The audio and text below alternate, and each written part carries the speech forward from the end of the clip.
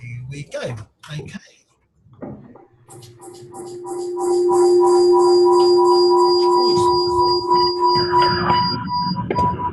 Oh, sorry, is that us? Oh, down, and I'll mute everybody.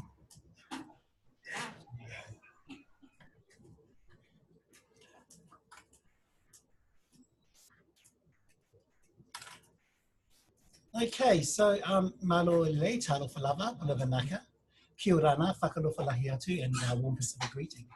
So as you know, today we will be talking about Pacific values and principles. As I said, I'll mute all the microphones and we'll take some questions at the end. So if you haven't done this module, then it's probably good for you to be able to take notes in and around what we'll be talking about. But if you missed those, don't worry about it, because we will actually be posting this webinar link onto the NTS website, and you'll be able to go back and have a look at this in more detail should you need. Okay, so that's the website there, www.nts.org.nz.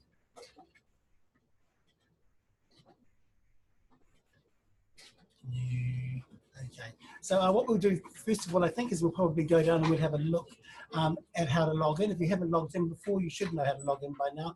But I'm just going to go through this process again, just to make sure that you've got, you know what you're doing. So we're going to be looking at screen down.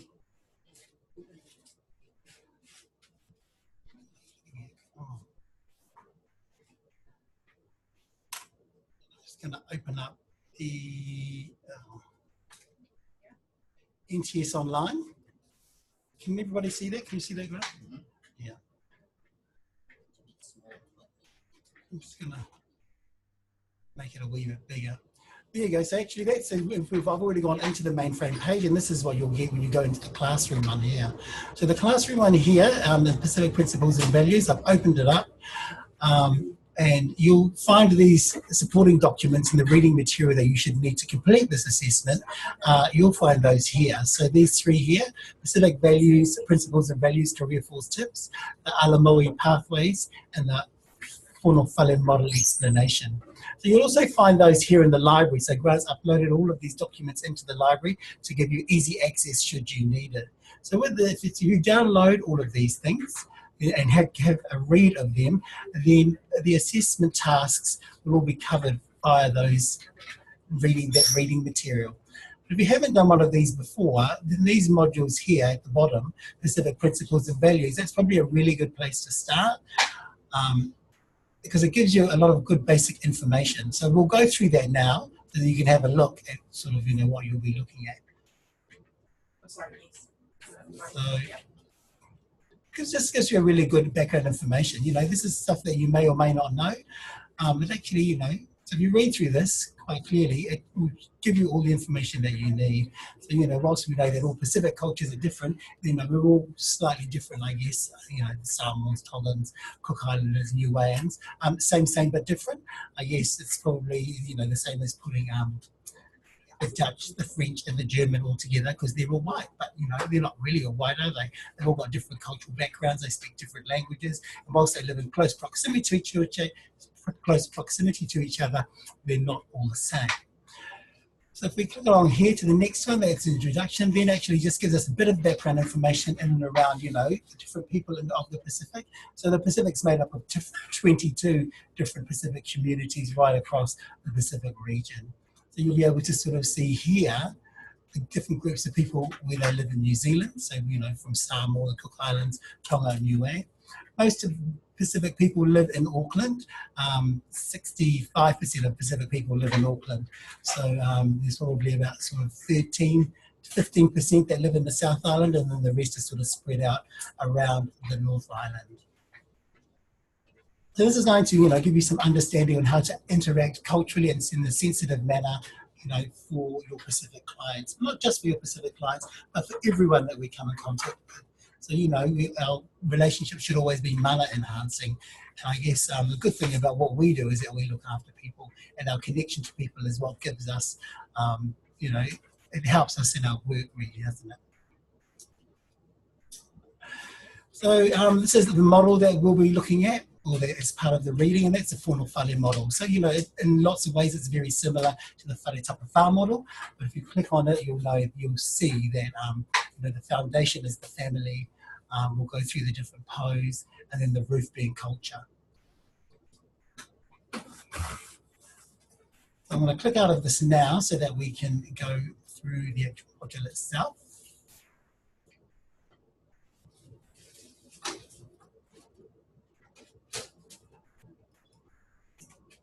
So when you download the module,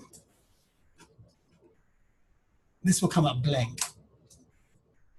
So this is a test one. This is just an example. So as we look at this, you'll see that that's highlighted. You may have read and understood the information in your module about Pacific principles and values. So you can't just write, they are similar to Māori. Okay, so if you write something like that, they are similar to Māori, you'll get sent back more evidence required. So this is about what you do with Pacific people. If you don't work with Pacific people generally, and you know there aren't many Pacific people in your area that you'll be seeing, then your questions and answers will be in and around what would you do if you were dealing with a Pacific person. Okay, so you may not see many Pacific people in your work day to day, so then your answers would be relating to what you would do if you were seeing a Pacific person. Okay, so there we go. This is this person here, Buckwheat Rascal, and my email address here is goodluck@buck@rascal.org.nz. So I think it's really good, and we say this every week, to make sure that you read all the questions. Because actually, if you read the questions, it will give you a good understanding of what you need to do, instead of just jumping in and then finding that you've done all this extra stuff that you might not have needed to have done if you didn't read the question, if you only read the question. So question 1, in this question, you have to give information about how you and your workplace have culturally safe Pacific principles and values. So everyone has a different workplace, and your workplace will have a policy in and around what you do for Pacific. So if you're working in different organizations, you might have some similarities, but this question relates to your workplace, to your work policies. Okay, so maybe you need to go through and have a look at all your policies within your framework from your organization, just to sort of see, you know, what they have in terms of their policy for Pacific people. So as you can see with question 1, how do the policies your workplace offer relate to Pacific principles and values? So that means you're going to have to do a little bit of homework, you're going to have to look through those, and then you're going to have to write it up. So of course, in this example that we've got, so, you know, this person there, in terms of what they do in terms of Pacific principles and values, they work well in terms of sort of treating everyone with, you know, a high regard, a high standard of care. You know, we're working with a group of Pacific people, or otherwise, you know, the duty of care is paramount. So that's for all people, not just Pacific people. So we've got this thing here. So, you know, with any group of people, in this case Pacific, it's probably wise to do your homework around the Pacific values. So, you know, still interesting to see that 95% of Pacific people in Aotearoa still have an affiliation with a Christian-based faith. So it wouldn't probably be wise to go in there and, you know, maybe start the conversation off by saying that you didn't believe in sort of higher faith. So if you're sort of looking at it, this is sort of in and around what happens with your workplace policies. So I've just got a question here. Where do you locate Pacific values? What are they and how do you find them? So in terms of that, when we look at our reading guides, we sort of had a look at that briefly before, but actually with the reading material that we asked you to download, so on the page before, there were 3 documents. So if you downloaded those documents, you'll be able to find that the Career Force Guide and the Career Force Guideline will have a lot of information in and around what we're asking here. Okay, so we won't ask you to download anything that you don't need. This is everything that we ask you to download. You'll find the answers within those documents. All right. So then the second question, how do the procedures your workplace offers relate to Pacific principles and values? So remember again, this is about what happens within your own organization. Okay.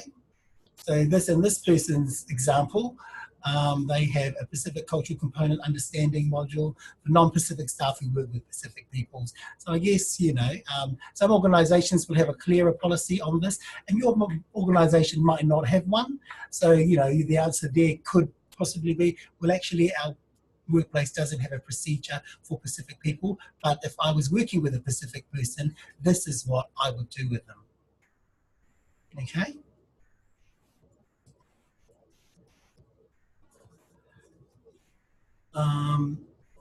Question number 2. So, you know, then write a few sentences on how to describe how you would personally apply culturally safe principles and values when you are at work, with your clients. So this is about telling us what you would actually do. So, you know, what you'd actually do when you actually had someone in there. So really you'd be almost sort of writing down you know, what you would say, how you would go about working with them. So, you know, this person's written in this instance, I would seek to find out which specific ethnicity they identify with. And while some of the principles might be the same across each specific country, and they have their own language, actually it might just be easier to think, oh, if they're Samoan, what's the greeting for Samoans? Or talofa, that is. You know, you wouldn't probably want to go to see a Tongan person and say talofa to them, because their greeting is malo ilele. And you'd really want to sort of get that, you know, get that good connection happening right from the start.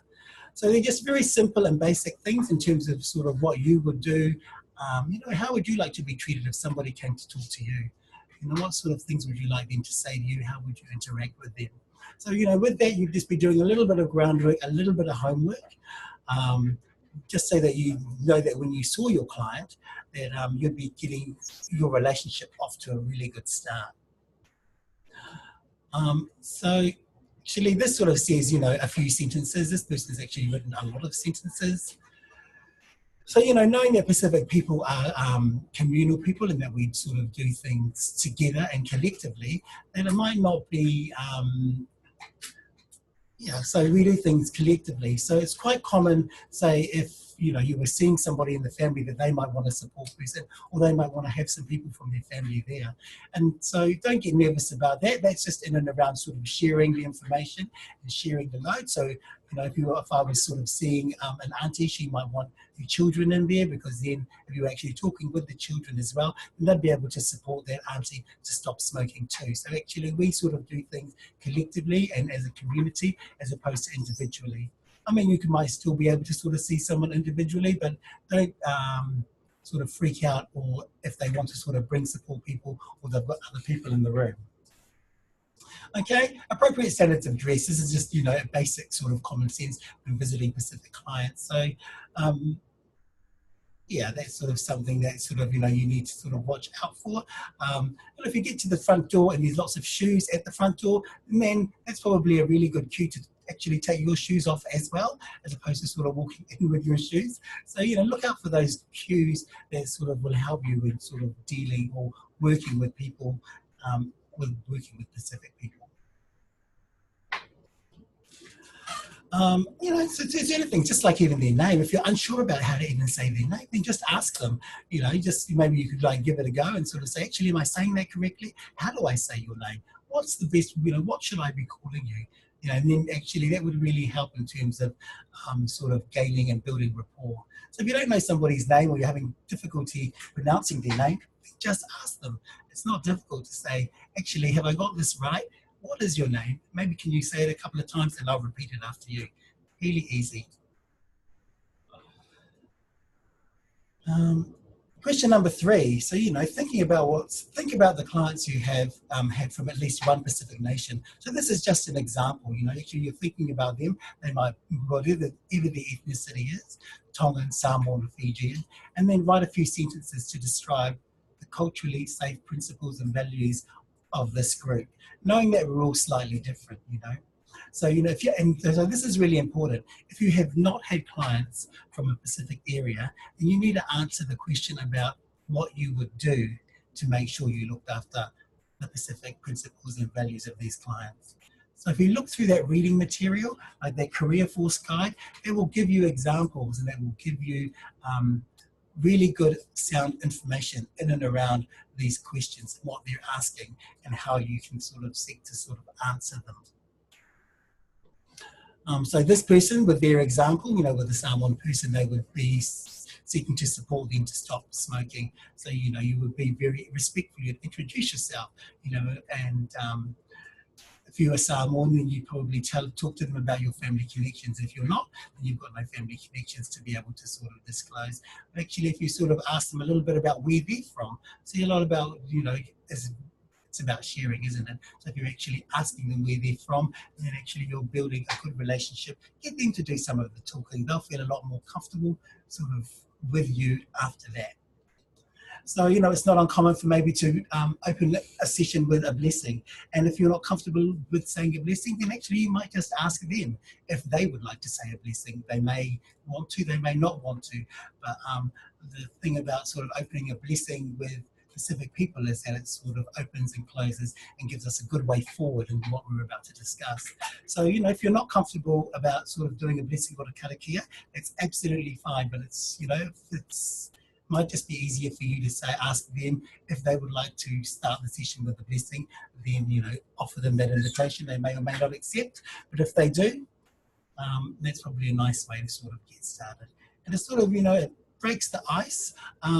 Pacific people are often really gentle. They probably might not say a lot at the beginning. So part of that is about the whakawhanaungatanga and getting to know them, sort of sharing a little bit of information about yourself and themselves so that they can get to know you a little bit better and they can feel comfortable then about sort of getting on with the business and then sort of talking about, a stop smoking journey and how you can help support them through their stop smoking journey. This person's written here. This will all be done in a gentle, friendly, calm manner to make the client feel comfortable, relaxed, and at ease. So that's something that we should probably be doing with all our clients, but actually, so that's really common sense and it sort of crosses right across the board. It doesn't matter who we're dealing with in terms of sort of supporting people to stop smoking. Okay, question number 4. Briefly describe what you would say to support clients from a Pacific nation, example Samoan, Tongan, Fijian. So this is about, this question's in and around what you would actually say and do with your actual client. So this person's written as an example. If I was seeing a Fijian client on the first meeting, I would probably greet them in their language, Bulavanaka. So, is what we were talking about earlier on in the session in terms of just doing a little bit of homework in and around the person you're going to see.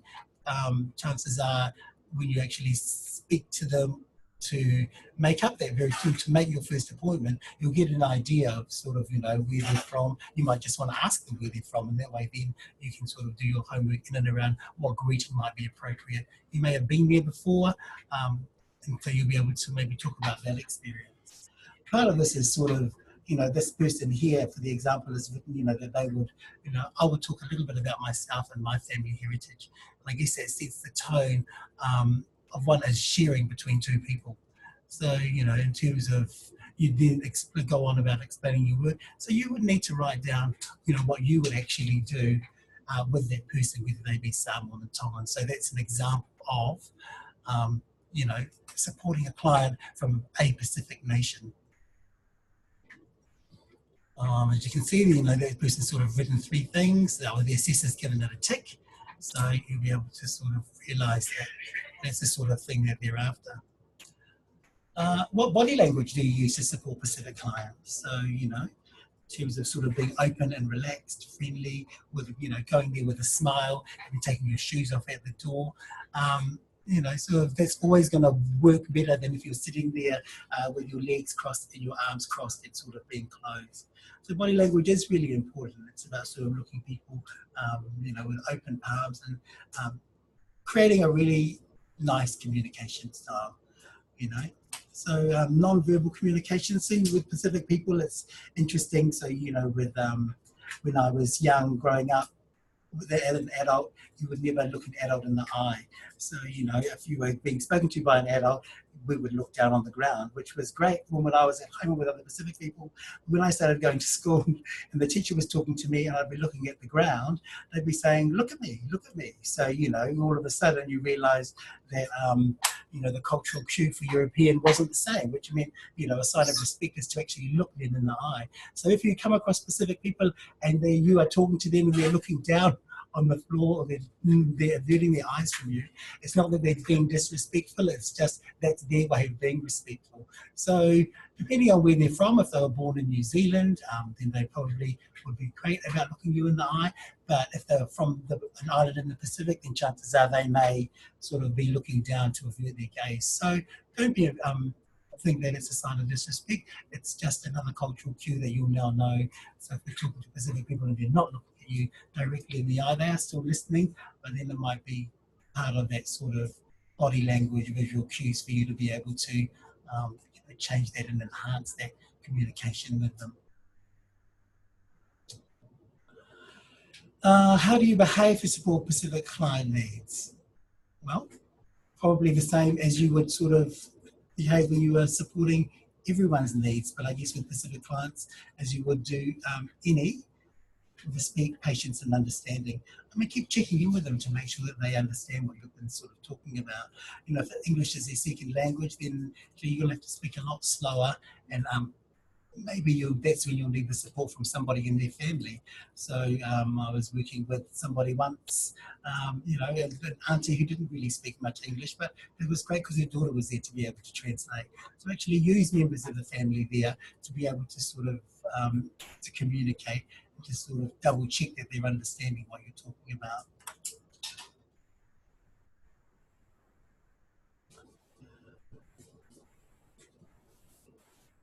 Question number 5. So there's a Ministry of Health Pacific Island Affairs, the Alamoi Pathway book. That is one of the reading guides that you download when you're looking at answering this question. So, as I said earlier, everything that we ask you to download or we ask you to look at will give you all the information you need to answer this assessment. So with this one, you know, that was sort of this question is looking at your workplace health strategy document and to write a few sentences to describe how culturally safe they are.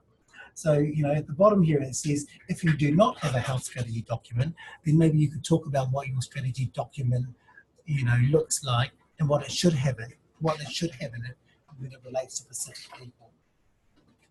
So a lot of this is the same information that we've sort of been talking about earlier on, just in terms of, you know, principles which could be included with your Pacific people strategy in a workplace. And, you know, that's, I guess, always being respectful and understanding that not all Pacific people are the same.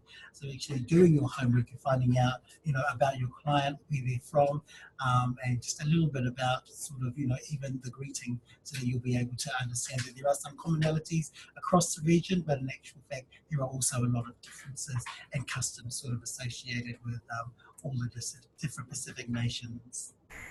You know, I guess gauge, you know, where your client's English is at. So you'll know sort of straight away if, you know, how competent they are in English or not.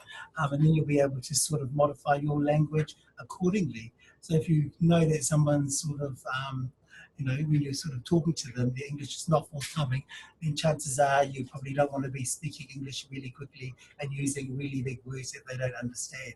So, you know, all of a sudden that's your cue to slow it right down, check in with them to make sure that they understand what you're saying and get them to repeat it back to you. So, okay, you know, get them to sort of repeat it back to you so that you know, what their understanding of what you've just talked about.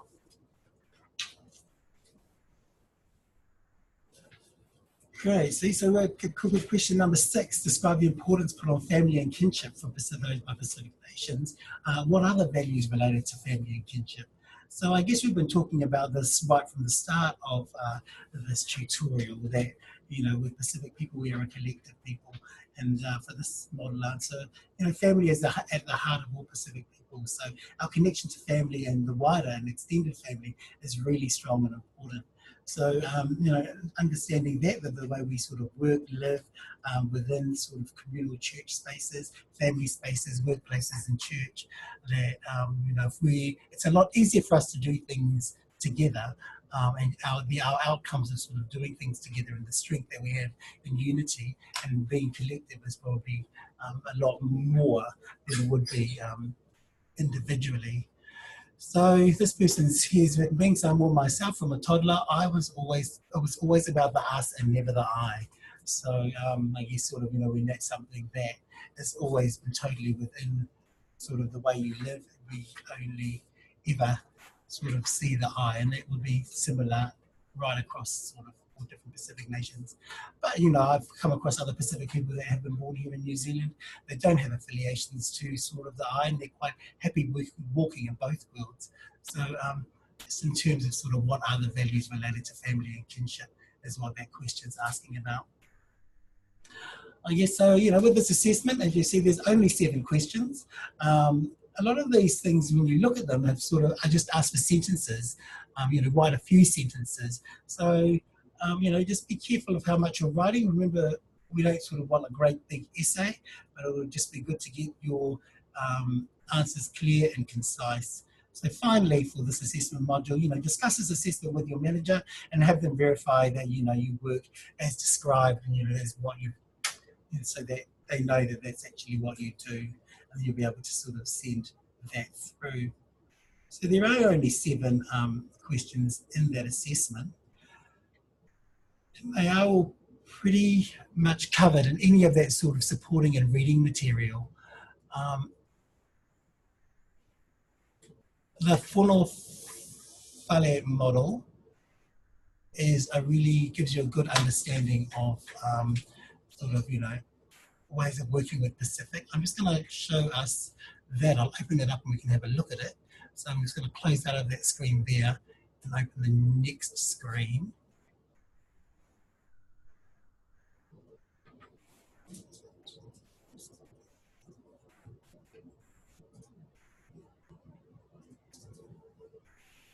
Seems to have disappeared.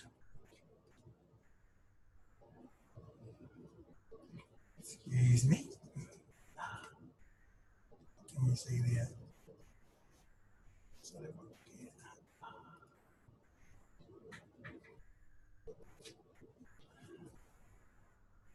Okay, so this is here the Whānau Whale model explanation.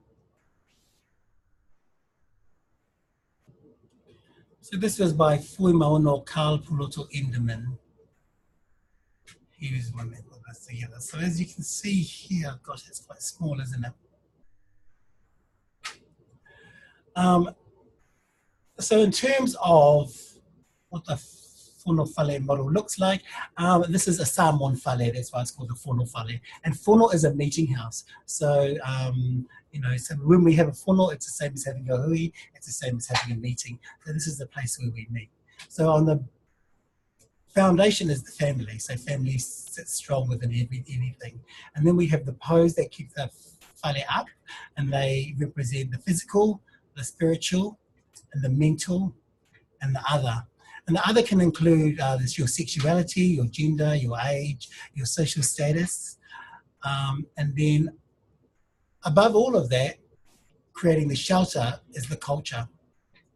So Pacific culture, in this case, Samoan culture. And then we've got varying factors in and around that surround all of it. So that is environment, time, context. Those things remain constant and they're always sort of surrounding us. So when we sort of look at, you know, what all the different areas of the whale represent, so, you know, that's, you'll be able to see that there. The roof is the culture, and it represents all the values and the beliefs, and they shelter the family from life. So if you have a look at the model itself, you'll see that the culture is providing, you know, shade, shelter, and that's sort of and protection from the elements. So if you download this document there, you'll be able to sort of go through it in more detail. It talks about the 4 po and what they represent, and knowing that the posts of any whale give it the strength. And so, you know, with all posts, they are equal load bearing, which means if something falls down, it makes the others slightly weaker. So you know you've got all those things happening in harmony and they're all strong, and everything will be working well. But if one of those things is weakened, it weakens the whole structure. There we go. So what probably is good for you to do would be to sort of download this document and have a good look at it when you're answering the assessments, because it will give you all the information that we're asking for in order for you to answer the assessments. Great. So I think that's it for now. I'm going to, Grant, do you have anything to say? there's a question coming through. Okay, so I'm going to unmute everybody now. We'll be able to sort of have a look at some of the questions that you want answered.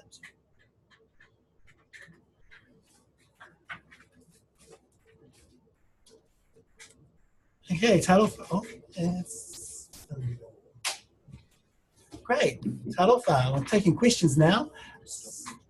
Unless you want to answer the question. Hey, Edward, how are you? Can you hear me? I can hear you. Yep, absolutely. I just had a little question. I noticed in that, I think it was on question 2, the person that answered the question also had a section on saying a prayer. Yep. I'm happy to do it. I just don't know any.